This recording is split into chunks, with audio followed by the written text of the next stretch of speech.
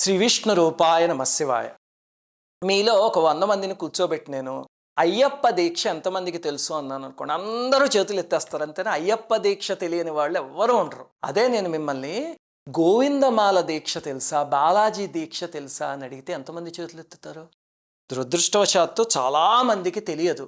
మనం శబరిమలకి అయ్యప్ప దీక్షకి వెళ్ళినట్టే తిరుమలకి బాలాజీ దీక్ష అని ఒకటి ఉంది, గోవిందమాల దీక్ష అని పిలుస్తారు. కానీ దురదృష్టవశాత్తు చాలా మందికి తెలియదు. ఇది గుర్తుపెట్టుకోండి. జీవితంలో కొన్నిసార్లు జీవితం నరకప్రాయం అయిపోయి చిచి ఇంక ముందుకు వెళ్ళటం లేదురా, చాలా ఇబ్బందికరంగా ఉంది, ఏది చేసినా నరకంలా ఉందనిపిస్తుంది.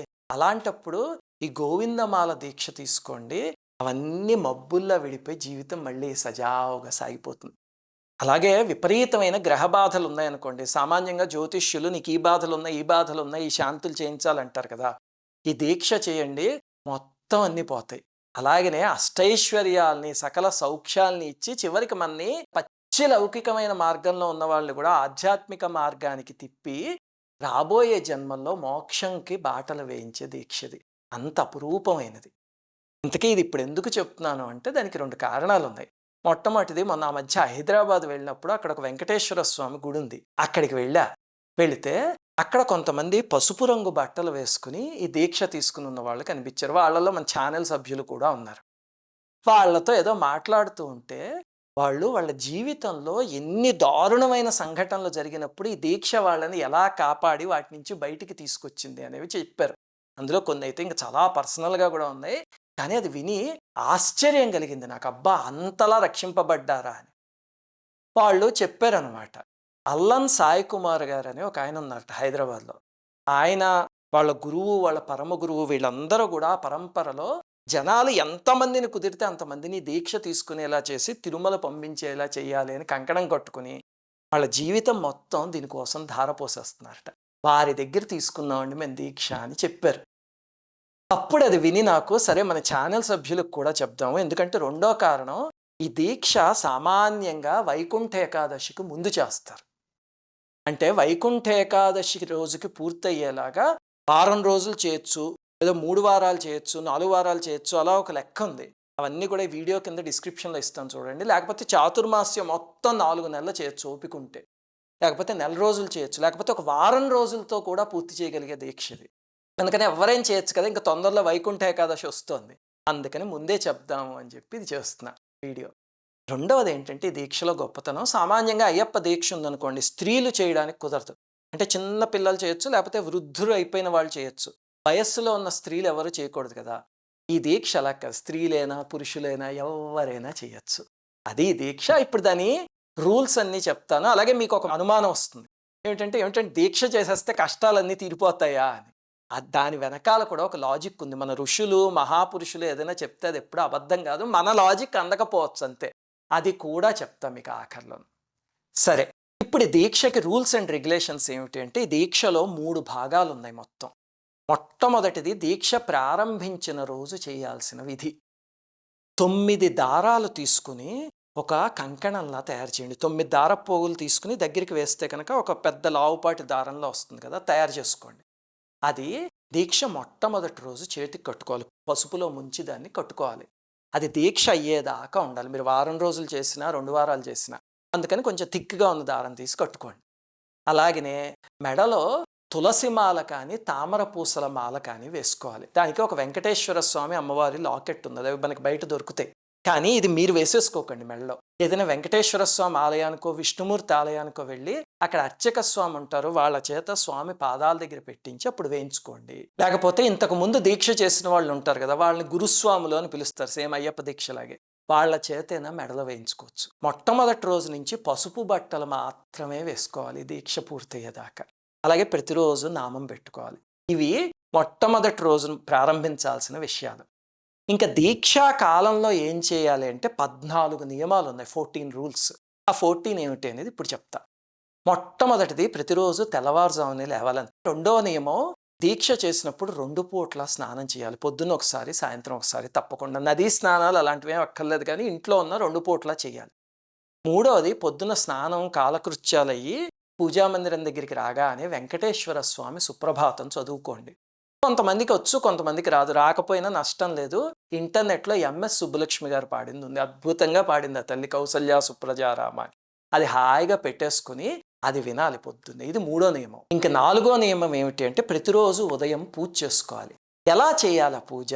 మన ఛానెల్‌లో సప్త శనివార పూజ ఉంది చూసారా? అదే పూజ. అక్కడున్న షోడశోపచార పూజ చేసుకోవాలి. దానికి కథలు, కలశాలు అవి ఏం అక్కర్లే. కానీ ఆచమనం చేయడం, షోడశోపచార పూజ చేయడం అంతవరకు మాత్రం చేయాలి. అది ఉదయం చేయాల్సింది. ఇంకా సాయంత్రం ఏం చేయాలంటే మళ్ళీ ఒకసారి దీపారాధన చేసుకోవాలి వెంకటేశ్వర స్వామికి. అంటే సాయంత్రం కొంచెం 6 అలా అయ్యాక చక్కగా స్నానం చేసేసి వచ్చి పూజా మందిరంలో కూర్చుని దీపం అగరబత్తి వెలిగించి, శ్రీవాణి ఛానల్లో మీకు 10 నిమిషాల్లో వెంకటేశ్వర స్వామి పూజ ఎలా చేయాలి అని చెప్పాను. అది సాయంత్రం పూట చేసుకోండి, 10 నిమిషాలు పడుతుంది. ఈ 2 పూజల్లో కూడా నియమం ఏమిటంటే హారతి ఇస్తారు కదా స్వామికి. ఇచ్చినప్పుడు మీ మెడలో ఉన్న మాల ఉంది, ఆ మాలలో వెంకటేశ్వర స్వామి లాకెట్ ఉంది కదా, ఆ లాకెట్ కూడా హారతి ఇవ్వాలి. అది నియమం. ఇంకా 6వ నియమం ఏమిటంటే రోజంతా సినిమా పాటలు ఇలాంటివి పాడకుండా వెంకటేశాయ నమః, శ్రీనివాసాయ నమః అని అనుకుంటూ ఉండండి. రాత్రి కూడా నిద్ర పట్టలేదు అనుకోండి, పడుకుని అదే నామం చేస్తూ ఉండండి, నిద్ర వచ్చేస్తుంది. అదంతా తపస్సుతో సమానం అలా చేయగలిగితే. 7వది ఎదురుగుండా మనుషులందరినీ దీక్షాకాలంలో బాలాజీ అని పిలవండి. మనకి అయ్యప్ప దీక్షలో స్వామి అంటారు అలాగే. ఎందుకండి ఇది అంటే మామూలుగా మనకి ఎదురుగుండా ఎవడైనా శత్రువు కనిపించాడు అనుకోండి, ముందు వాడిని ఎలా దూషించాలి అని పగలు రాత్రి బుర్రంతా అదే కదా. ఎదురుగుండా వాడిని బాలాజీ అని పిలవడం మొదలుపెట్టాం అనుకోండి, దూషిస్తామా, వెంకటేశ్వర స్వామిని దూషిస్తున్నామేమో అని భయం వేస్తుంది. అలాగా ప్రతి మనిషిలోనూ వెంకటేశ్వర స్వామిని చూసే సంస్కారాన్ని నేర్పిస్తుంది దీక్ష. ఇంకా 8వ నియమం ఏమిటంటే దీక్షాకాలం అంటే మీరు వారం చేస్తే వారం, 2 వారాలు చేస్తే 2 వారాలు బయట పదార్థాలు తినకూడదు. హోటల్స్కి వెళ్ళి తినడాలు అలాంటివి. సాత్వికమైన ఆహారమే తినాలి. మాంసాహారం తినకూడదు. ఉల్లిపాయలు, వెల్లుల్లిపాయలు తినకుండా మామూలుగా మిగతా ఆహారాలన్నీ, కూరగాయలు అన్నీ తినచ్చు. కానీ ఇంట్లో వండుకుని సాత్వికమైనవి మాత్రమే తినాలి. ఎందుకంటే బయట ఎప్పుడు వండినవి పెడతారో, ఏం పెడతారో, ఎలా వండుతారో ఎవరికి తెలియదు కదా. ఇంట్లో వాళ్ళైతే మనకు కావాల్సినట్టు చేస్తారు అందుకు. ఇంకా 9వది ఏంటంటే దీక్షాకాలంలో ధూమపానం కానీ మద్యపానం కానీ అవి చేయకూడదు. 10వ నియమం ఏమిటంటే దీక్ష పాటించినన్నాళ్ళు భార్యాభర్తలు దాంపత్యానికి దూరంగా ఉండాలి.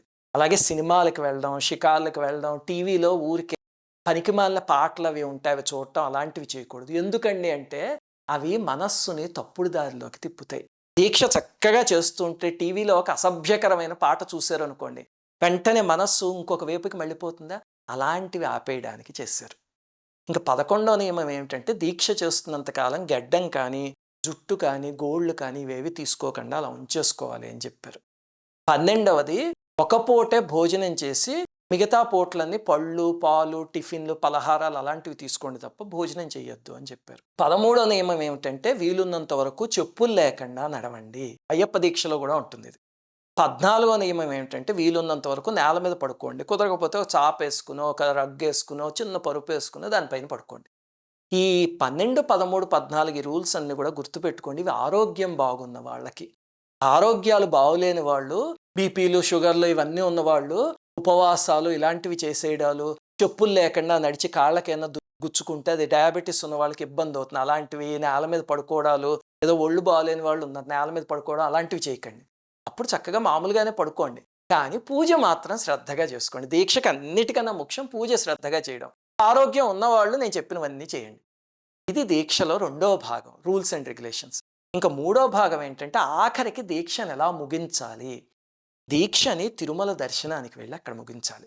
ఆ వెళ్ళేందుకు ముందు స్వామివారికి 2 ముడుపులు కట్టాలి. 2 మూటలు అన్నమాట. ఒక మూట హుండీ మూట అని పిలుస్తారు, లేకపోతే శ్రీవారి మూట అని పిలుస్తారు.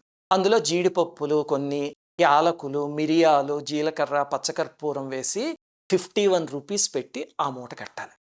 2వ మూటలో ఒక 100 గ్రామ్స్ బియ్యం, ఒక చిన్న కొబ్బరికాయ, కర్పూరం ఇది వేసి 2 మూటలు కట్టి 2 మూటలు తల మీద పెట్టుకుని వెళ్ళాలి. మీకు అయ్యప్ప దీక్ష గుర్తొస్తుంది కదా, దాదాపు అలాగే. మొట్టమొదట తిరుమలకి వెళ్ళినప్పుడు ఏం చేయాలంటే తిరుచానూరు వెళ్ళి అమ్మవారి దర్శనం చేసుకోవాలి అదే పసుపు బట్టలతో. అప్పుడు కొండపైకి వెళ్ళాలి. ఎందుకంటే నాన్నగారిని చేరుకోవడానికి తేలిక మార్గం అమ్మ ద్వారా వెళ్ళడం. అమ్మ చెప్తే నాన్న వింటాడు. అందుకని మొట్టమొదట అమ్మవారి దగ్గరికి వెళ్ళి ఆవిడికి మొర పెట్టుకుని అప్పుడు కొండపైకి ఎక్కండి. ఎక్కిన తర్వాత పురుషులైతే తలనీలాలు ఇచ్చేయండి, గుండు చేయించుకోండి. స్త్రీలైతే 3 కత్తిర్లు ఇస్తే చాలు. అంటే చివర 3 సార్లు కత్తిరిస్తే చాలు, అంతేగాని వాళ్ళు గుండు చేయించుకోవాల్సిన అవసరం లేదు. అలాగనే వైకుంఠ ఏకాదశి పక్క రోజు ఈ దీక్షను విరమించాలి. అందుకని మీ హుండీ ముడుపు ఉంటుంది, అది అక్కడ ఇచ్చేయండి. అది హుండీలో వేసేస్తే హుండీ నిండిపోతుంది. అందుకని నాకు తెలిసి టీటీడీ వాళ్ళు బయట ఏదైనా పెద్ద బాక్స్ లాంటిది పెడతారేమో, అందులో వేయండి. ఒకవేళ టీటీడీ వాళ్ళు పెట్టే సాంప్రదాయం లేకపోతే ఇక్కడి నుంచి మొదలు పెట్టండి. ఎందుకంటే భక్తులు దీక్ష తీసుకుని వస్తే కనుక అవన్నీ బయట వేయచ్చు.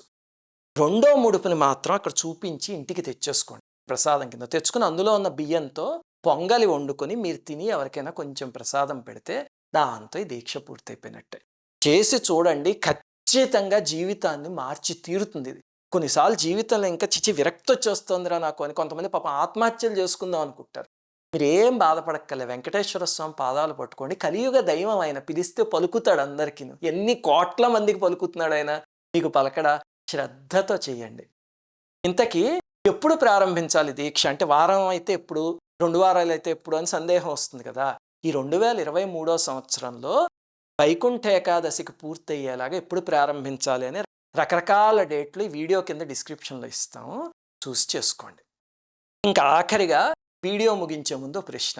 ఏమండి, ఇలాంటి దీక్షలు చేస్తే కష్టాలన్నీ తీరిపోతాయి, ఏమిటండి చెప్తున్నారు? కష్టాలన్నీ ఎలా తీరుతాయి దీనివల్ల? దాని లాజిక్ ఏమిటో ఇప్పుడు మీకు ఎక్స్ప్లెయిన్ చేస్తా, చాలా జాగ్రత్తగా వినండి. ఇప్పుడు మన కష్టాలు ఎందుకు వస్తాయి అంటే, మనం చేసిన కర్మ వల్ల. ఎవడో ఒకరిని ఏడిపించి ఉంటామో, ఈ జన్మలోనో పూర్వజన్మలోనో, జంతువునో మనిషినో. ఆ ఏడిపించిందంతా ఇప్పుడు కర్మ కింద అనుభవిస్తాం, అంతే కదా. ఇప్పుడు కష్టాలు వస్తే ఎలా వస్తాయి? ఉదాహరణకి పేదరికం అనేది ఒక కష్టం, అంతేనా? పేదరికం వస్తే ఏమవుతుంది? తినడానికి తిండి ఉండదు, వేసుకోవడానికి మంచి బట్టలు ఉండవు, సినిమాలు ఉండవు, షికార్లు ఉండవు, చివరికి వేసుకోవడానికి చెప్పులు ఉండవు, తినడానికి తిండి లేక ఒక పూట తింటారు, లేకపోతే పస్తులు ఉంటారు. ఇంతేనా పేదరికం అంటే? ఆలోచించండి. అలా పేదరికం వచ్చి బాధపడే కన్నా ఇక్కడ దీక్షలో స్వామి కోసం పసుపు బట్టలు వేసుకుంటాం, ఒక పూటే తింటాం, సినిమాలకు వెళ్ళాం, షికార్లకు వెళ్ళాం, చెప్పులు వేసుకోకుండా నడుస్తాం, నేల మీద పడుకుంటాం. అంటే పేదరికం వస్తే పడే కష్టాలన్నీ పేదరికం రాకుండా స్వామి కోసం పడుతున్నాం. అలా కర్మ కరిగిపోతుంది. ఎంత లాజికల్ ఆలోచించండి. అలాగే ఇంకొకటి ఆలోచించండి. సామాన్యం కష్టం అంటే ఏదో భార్యాభర్తలకి దెబ్బలాట్లు వచ్చి విడిపోవడాలు, విడాకులు, ఇలాంటి కష్టాలు వైవాహిక జీవితంలో వస్తూ ఉంటాయి కదా. ఇప్పుడు ఆలోచించండి, దీక్ష తీసుకున్నప్పుడు భార్యాభర్త ఇద్దరు కలిసే ఉన్నా సరే దూరంగా ఉంటారు. వాళ్ళిద్దరి మధ్య ఒక ముద్దు ముచ్చట ఏం ఉండదు. ఎవరో ఒక ఇంట్లో ఉన్నాము అంతే, ఇద్దరు భక్తుల్లా ఉంటారు. అంటే భార్యాభర్త విడిపోయిన కర్మని మొత్తాన్ని అనుభవింపజేసుకుంటున్నారు, కానీ కష్టం వల్ల కాదు, స్వామి మీద ప్రేమతో, ఇష్టం వల్ల, అంతేనా? అలాగా ఈ దీక్ష చేస్తే కర్మని మనకి తెలియకుండానే మనం కరిగిచ్చేసుకుంటాం. అలాగే ప్రతిరోజు పూజ నామస్మరణ చేస్తున్నాం కాబట్టి పుణ్యం అకౌంట్ పెరుగుతుంది, ఈ పాపం అకౌంట్ తగ్గుతుంది. దానివల్ల కష్టాలు తీరుతాయి. అది దాని లాజిక్. అర్థమైందా? వెంకటేశ్వర స్వామి దయ వల్ల మీ అందరికీ కూడా తీరని కష్టాలు ఉంటే కనుక ఈ దీక్ష ద్వారా తీరాలని కోరుకుంటున్నా. అలాగనే దీక్ష అనగానే మీకు ఎన్నో ప్రశ్నలు వచ్చేస్తాయి, అవన్నీ వీడియో కింద ఉన్న డిస్క్రిప్షన్లో ఉంటాయి. ఒకవేళ అక్కడ లేకపోతే మీరు కామెంట్స్లో అడగండి, మా అడ్మిన్ తీసుకొచ్చి అక్కడ పెడతాడు. శ్రీమాత్రే నమః. అందరికీ నమస్కారం. మన ఆధ్యాత్మిక వీడియోల్ని 3 ఛానల్స్గా విభజించాం. 3 ఛానల్స్కి సబ్స్క్రైబ్ చేసుకొని పక్కనే ఉన్న బెల్ ఐకాన్ని క్లిక్ చేయండి.